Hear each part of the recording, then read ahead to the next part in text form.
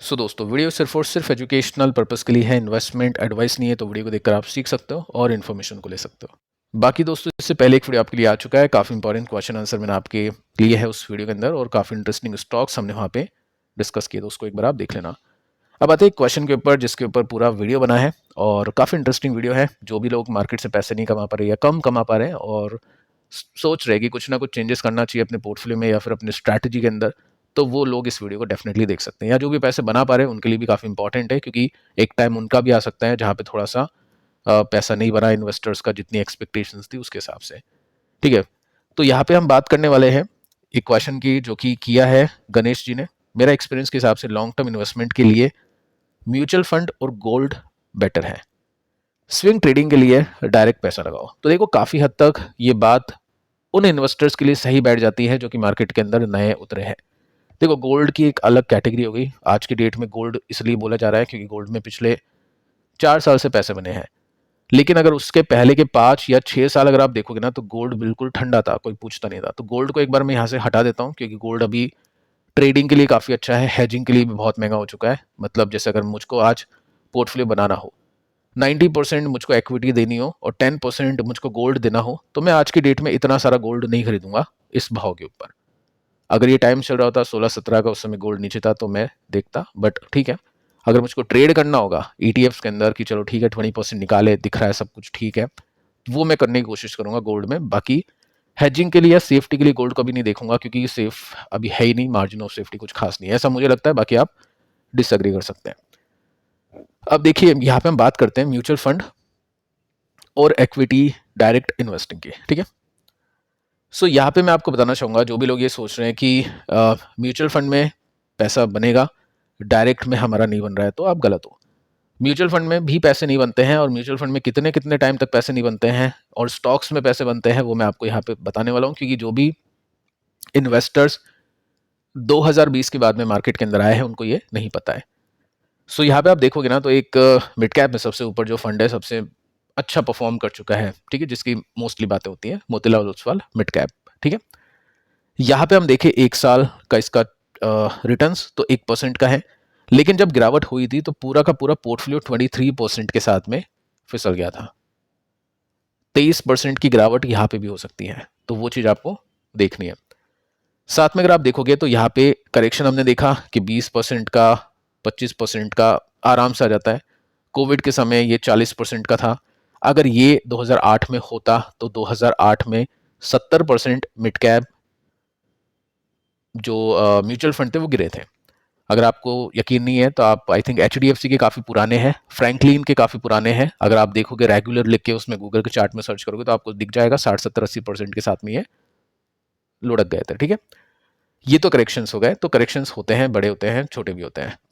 साथ में time correction, ये तो प्राइस करेक्शन हमने देखा, टाइम करेक्शन के टाइम भी बिगाड़ते हैं इन्वेस्टर्स का। तो उसमें अगर आप देखोगे ना, तो 15 से लेकर 20 तक, यानी 5 साल तक, जैसे बोलते हैं म्यूचुअल फंड में लगाओ तो 3 साल कम कम से कम अगर आपको रखना है तो लगाओ, तो यहाँ पे तो 5 साल हो गए, पैसा बना ही नहीं। किसी ने अगर यहाँ पे पैसे लगाए होंगे तो 2015 से लेकर 2020 कोविड की वजह से यहाँ पे 5% के ही रिटर्न्स निकले।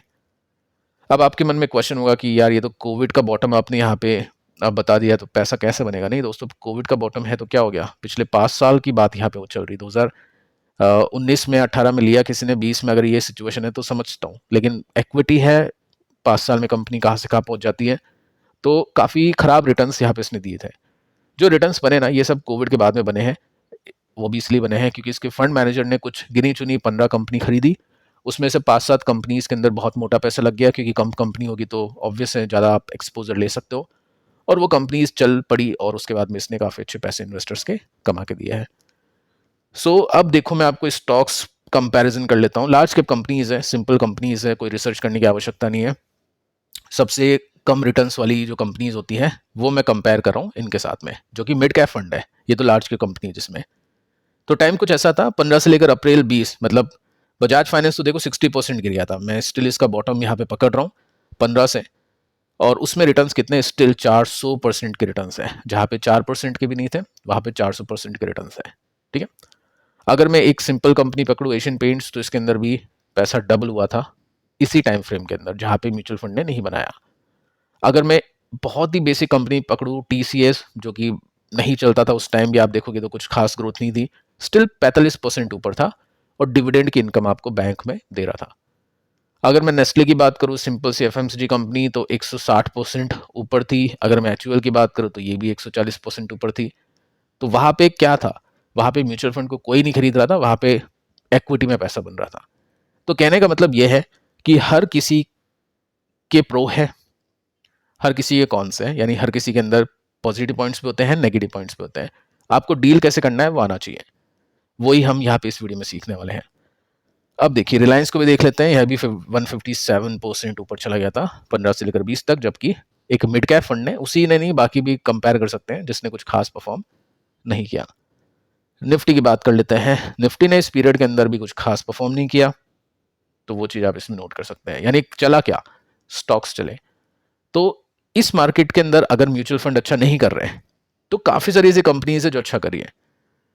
अब होता क्या है, अगर अपन डायरेक्ट इन्वेस्टिंग करते हैं, जैसे वॉरेन बफेट की बात करूं, वो लॉन्ग टर्म की बात करते हैं, वो खुद भी बाइंग सेलिंग करते हैं, हर क्वार्टर के अंदर आप देखोगे तो कुछ खरीदा कुछ बेचा। अभी उनका लेटेस्ट डेटा देखोगे ना, तो एप्पल एक टाइम पर 50% था उनके पोर्टफोलियो का, आज की डेट में आई थिंक वो 20% ही है। और एप्पल बेच के उन्होंने आज मतलब इस क्वार्टर के अंदर गूगल में इन्वेस्टमेंट किया है। ये सब चीज़ें चलती हैं। डायरेक्ट इक्विटी खरीदने का मतलब ये नहीं कि खरीद के छोड़ दो, उसके अंदर भी आपको स्ट्रैटेजी के हिसाब से, फ्लेक्सिबिलिटी के हिसाब से काम करना होता है। जैसे एक टाइम था FMCG के अंदर VBL का, तो उसको देखा इन्वेस्टर्स ने, तो उसके अंदर पैसे बने। अभी कुछ और कंपनीज चल रही, जैसे पिछले वीडियो के अंदर अपन ने एक हॉस्पिटल कंपनी को डिस्कस किया था, उसके अंदर बहुत अच्छे पैसे बन रहे, एक अच्छा पैटर्न है। तो वैसे करके कुछ कंपनीज को आइडेंटिफाई करना होता है। अब कोई एक्सपीरियंस्ड इन्वेस्टर होगा ना, तो उसके पास में अगर 10 लाख है या फिर 1 करोड़ है, वो पूरा लगा देगा उसके अंदर, मार्केट के अंदर वो अपने हिसाब से गेम खेलेगा। क्योंकि ऐसा नहीं है कि वो सिर्फ उस पोर्टफोलियो के दम पे ही अपना घर चला रहा है या फिर उसका सब कुछ काम चल रहा है, वो एक जॉब भी कर रहा है या फिर वो एक बिजनेस कर रहा है, उसके साथ में वो अपने पोर्टफोलियो को मैनेज कर रहा है। मार्केट को ये देखो, मार्केट पैसे कमाने का साधन नहीं है, मार्केट पैसे बढ़ाने का साधन है, इंक्रीज करने का साधन है। ठीक है, तो पैसे तो आपको बाहर से ही कमाने, क्योंकि वही आपके हाथ में है, मार्केट आपके हाथ में नहीं है। वो चीज़ आपको थोड़ा सा समझना है। अब क्या होता है कि चलो ठीक है, कोई जॉब कर रहा है, कोई बिजनेस कर रहा है, तो उससे पैसे आ रहे हैं और वो पैसे डायरेक्टली इन्वेस्ट कर रहा है। अब कोई ऐसा इन्वेस्टर है जो बिगिनर है, तो उसके लिए एक और सेफ्टी हो जाती है, वो फंड भी खरीदता है और डायरेक्ट भी इन्वेस्ट करता है, जैसा कि यहाँ पे एक क्वेश्चन में लिखा था। वो कैसे करता है, जैसे हम मिड कैप को देख चुके हैं, अब वैसे ही हम क्या कर सकते हैं, एक स्मॉल कैप को भी देखते हैं। स्मॉल कैप के अंदर क्या होता है, पैसे बहुत ज़्यादा बनते हैं, लेकिन लोगों को ये नहीं पता है कि पैसे 5-5 साल तक नहीं भी बनते हैं, ये भी होता है। स्मॉल कैप फंड है, अभी का टॉप फंड है, 15 से लेकर 20 तक कुछ नहीं किया इसने, 27% के रिटर्न दिए। अगर आप 15 से लेकर 20 तक SIP कर रहे होते हैं तो जीरो रिटर्न होते हैं, क्योंकि आपने सिर्फ 15 में नहीं खरीदा, आपने यहाँ टॉप पे भी काफ़ी खरीदा है। जीरो नहीं, मैं तो कहता हूँ माइनस में रिटर्न होते हैं। 5 साल होल्ड कर रहे हो एक फंड, माइनस में रिटर्न। अभी जो भी आप ये देखते हो ना, पॉडकास्ट देखते हो, वीडियो देखते हो कि किसी ने 3 करोड़ में रिटायर ले लिया, कोई SIP करता है 40 लाख की पर मंथ, ये इसकी उपज है ये। ठीक है, ये जो तेजी बनी है बस ये है। अभी जो एक फंड मैनेजर है, या फिर काफ़ी सारे कुछ फंड मैनेजर है, वो टीवी पर आते हैं, अभी के समय काफ़ी पॉपुलर, पैसा बना चुके हैं, वो हर्षद मेहता की उपज थे। तो वो सब चीज़ें आपको नहीं देखनी है कि हर बार ऐसा मार्केट नहीं होगा, कभी ऐसा भी मार्केट होगा, तो आपको सेंसिबली अपनी स्ट्रैटेजी को प्लान करना है। यहाँ पे क्या हुआ, ये 15 से लेकर 20 तक 27% चला, उसके बाद में देखिए 18 से लेकर 20 तक 36 यानी 40% ऑलमोस्ट ये नीचे था। 18, 19, 20 कन्विक्शन हिल जाता है। और इसी टाइम पे अगर आप कंपनीज को देख रहे होते हैं ना, जैसे बजाज फाइनेंस की 5-5 गुना, या जो भी कंपनीज है, BC कंपनीज भी वो चल रही है, तो ऑब्वियसली फिर आप फंड भी बेचने की कोशिश करते हैं। तो ऐसे तो अल्टीमेटली आप जो चीज़ जहाँ पे खरीदनी है उसको बेचोगे, और जो बेचनी चाहिए उसको खरीदोगे, तो पैसा नहीं बनेगा। वो सब चीज़ मैं आपको समझाने की कोशिश कर रहा हूँ। ठीक है, आगे चलते हैं। अब देखिए, फंड्स होते हैं अलग अलग कैटेगरी के अंदर, लेकिन अगर किसी को mutual fund plus direct investing करनी है, तो पहला फंड मेरे दिमाग में आता है ये वाला, इसको आप बोल सकते हैं पराग पारिक फ्लेक्सी कैप। ऐसा क्यों? अगर मैं आपको यहाँ से दिखाऊं कि इस स्मॉल कैप के अंदर 15 से लेकर 20 तक 27% ही पैसे बने, और मोतीलाल मिड कैप के अंदर कोई पैसे नहीं बने। तो कौन सा फंड था जो आपको पैसे कमा के दे रहा था? क्योंकि आप डायरेक्ट इन्वेस्टिंग जब करोगे ना, जब आपको फंड कुछ ना कुछ करके देगा, तभी तो आपको कन्विक्शन आएगा कि यहाँ पे अगर मैं फेल होता हूँ तो मेरा फंड चल रहा है, कोई दिक्कत नहीं है, ये टाइम मेरा जा नहीं रहा है, वेस्ट नहीं हो रहा है। तो वो कौन सा फंड होता है? वो फ्लैक्सी कैप फंड होते हैं। मैं देखो सभी फ्लैक्सी कैप फंड के ऊपर रिसर्च कर चुका हूँ, मुझको कोई समझ में आया नहीं कुछ अच्छा खासा, क्योंकि इक्विटी के अंदर कोई 90% लेके चलता है, कोई क्या करता है। यही एक फंड मैनेजर या एक फंड है जो मुझे म्यूचुअल फंड के अंदर सबसे अच्छा लगता है, क्योंकि मैनेजमेंट इसका बहुत अच्छा है। 1-1.5 लाख करोड़ का मार्केट कैप, मतलब AUM इसका हो चुका है, स्टिल ये बहुत अच्छे से उसको मैनेज कर रहे हैं। ठीक है, चलो हम बात करते हैं इसको लेकर। सो यहाँ पे हम देखें ना, 15 से लेकर 20 तक स्टिल इसने 42% के रिटर्न्स दिए, यानी कुछ तो दिया आपको। ठीक है, आगे चलते हैं जहाँ पे निपॉन ने क्या किया, इसमें 17 से लेकर 20 तक कोई रिटर्न्स नहीं दिए, वहाँ पे इसने 17 से लेकर 20 तक 50% के रिटर्न्स दिए। सो अगर कोई ऐसा फंड चाहिए जो कंसिस्टेंट हो निफ्टी को बीट करने में, अगर आप होल्ड करते हैं शॉर्ट टर्म लॉन्ग टर्म, तो वो ये है। बट ये शॉर्ट टर्म के लिए नहीं है, इसके अंदर लॉक इन है 730 थे, यानी 2 साल तक आपको होल्ड करना पड़ेगा बिना एग्जिट लोड के। अगर आप बेचते हैं तो थोड़ा सा एग्जिट लोड आपको देना पड़ेगा। तो ये प्रॉपर एक इन्वेस्टर के लिए फंड है। साथ में हम देखें, ऐसा नहीं है कि ये पारंपरिक फंड ही खरीद के रखेंगे तो इसके अंदर बहुत पैसा बन जाएगा। ये जो फंड है ना, ये स्लो रिटर्न्स बट बड़े क्रैश से बचाने के लिए है। अब इसके अंदर क्या कमी है पारंपरिक के अंदर, कि जब बुल मार्केट होगा ना, तब ये इतना अच्छा आपको कमा के नहीं देगा जितना स्मॉल एंड मिड कैप कमा के आपको देंगे। लेकिन जब खराब मार्केट होगा ना, तो पारंपरिक ही याद आएगा लोगों को, क्योंकि वही बचाएगा। जैसे एग्जांपल देता हूँ, आप 2013 से लेकर 18 तक का काम देखोगे इस स्मॉल कैप का, तो कितना पैसा बना? 474%। इसी में 13 से लेकर 18 की मैं अगर पारंपरिक की बात करूं तो जस्ट 145% के रिटर्न्स मिले। तो आपको ये देखना है कि किस फंड का क्या काम है, किसका क्या रिस्क है, कितना क्या रिवॉर्ड है, डायरेक्ट इन्वेस्टिंग में क्या है क्या नहीं है। वो सारी चीज़ें आपको अपने खुद के रिस्क और रिवॉर्ड, आपकी जो भी नेटवर्थ है, आपकी जो भी गोल्स है, आपका कितना रिस्क है, आपकी क्या एज है, वो अप्लाई करनी है आपको उसके अंदर। मैं जस्ट आपको ये बता सकता हूँ कि कौन सी चीज़ किस चीज़ के लिए बनी है, कौन सी जो भी मतलब हम इन्वेस्टमेंट की ऑप्शन जो भी देखते हैं वो किस लिए है, उसके क्या प्रो है क्या कॉन्स है, वो सब चीज़ें मैं आपको बताता हूँ ताकि आप उसको अपनी स्टडी के अंदर शामिल कर पाओ। तो जो क्वेश्चन यहाँ पे किया है उसका आंसर मैं आपको देना चाहूँगा कि अगर आप डायरेक्ट इन्वेस्टिंग करना चाहते हैं और नहीं पैसा बन रहा है, तो फिर आपको 2 तरह के फंड्स होते हैं। हाइब्रिड इक्विटी फंड, जिसमें इक्विटी के साथ में डेट भी होगा, तो वो डेट चलता रहता है और पैसा बनता रहता है। तो आगे इसके अंदर आप स्टडी कर सकते हैं, पारंपरिक फ्लेक्सी कैप और SBI फोकस्ड इक्विटी, सॉरी ये गलत आ गया यहाँ पे। पारंपरिक फ्लेक्सी कैप के साथ में आपको ये हाइब्रिड इक्विटी फंड कंपेयर करना पड़ेगा। ठीक है, अगर मैं कंपैरिजन करके आपको यही बता दूं तो पारंपरिक ने ज़्यादा अच्छा किया है, क्योंकि मैनेजमेंट इसका काफ़ी अच्छा है। ये US इक्विटी में भी इन्वेस्ट करता है, तो 20 के बाद में काफ़ी चले हैं।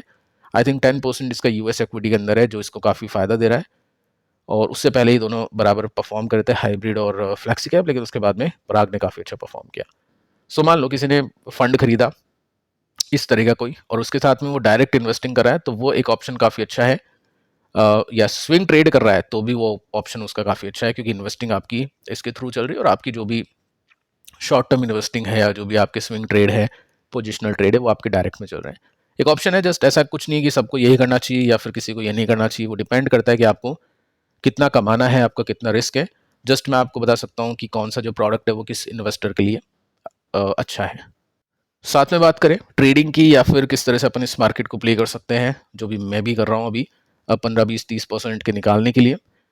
सो वो आपको यहाँ पे मिल जाएगा। लर्निंग वीडियो सीरीज़ है, जिसको आपको प्लेलिस्ट में जाना पड़ेगा। ये प्लेलिस्ट आपको अवेलेबल हो जाएगी, ज़्यादा नहीं है, 6 ही वीडियो इसके अंदर। और आपको क्या करना है, बाकी वीडियोस पे आप देख लेना। ये वीडियो अभी 2 हफ्ते पहले मैंने आपको दिया था कि मैं कौन से स्टॉक्स ले रहा हूँ या कौन से स्टॉक्स के अंदर पोजिशनल ट्रेडिंग की जाती है और किस तरह से अपन देख सकते हैं। तो सारी स्ट्रैटेजी मैंने आपको यहाँ बताई है 17 मिनट की, वो आप इसको देख सकते हैं। सो फिलहाल दोस्तों इस वीडियो में इतना ही। पिछले वीडियो को आप देख लेना और बाकी कल की वीडियोस को भी आप देख लेना। आज के लिए इतना ही, मिलते हैं कल, तब तक के लिए शुभ रात्रि।